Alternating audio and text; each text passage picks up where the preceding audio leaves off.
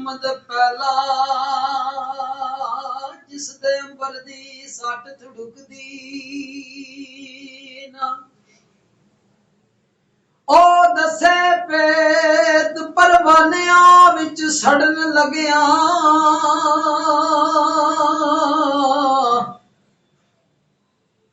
ਉਹ ਸ਼ਮਾ ਨੂਰ ਪਰਦਿਆਂ ਵਿੱਚ ਲੁਕਦੀ ਨਾ ਕਿਉਂ ਨਾ ਸ਼ਾਖ ਸ਼ਜਰ ਤੂੰ ਜਾਏ ਕੱਟੀ क्यों ना शाग शजरती जाए कट्टी सुन के नाम तेरा जड़ी झुकदी ना ओ तेरा खां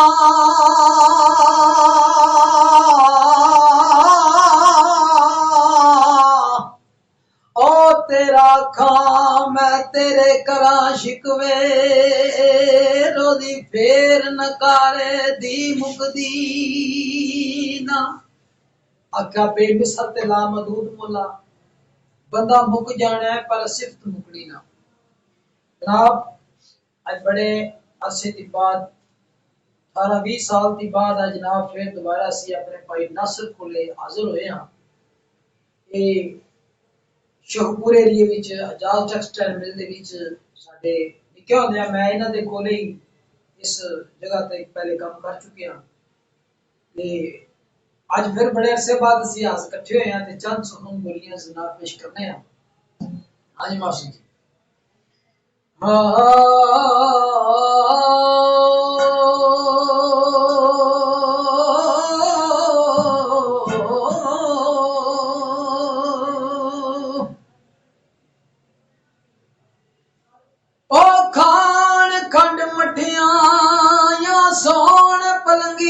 कोड़े जहर नू फकदा कोई कोई है ओ पंडी ख्वार च वसदा जग सारा ऐश खुशी च वसदा कोई कोई है ते तमे नाल मरीज ते कर लैंदे और रखदा विच दरबार दे कोई कोई ओ फकर बनदा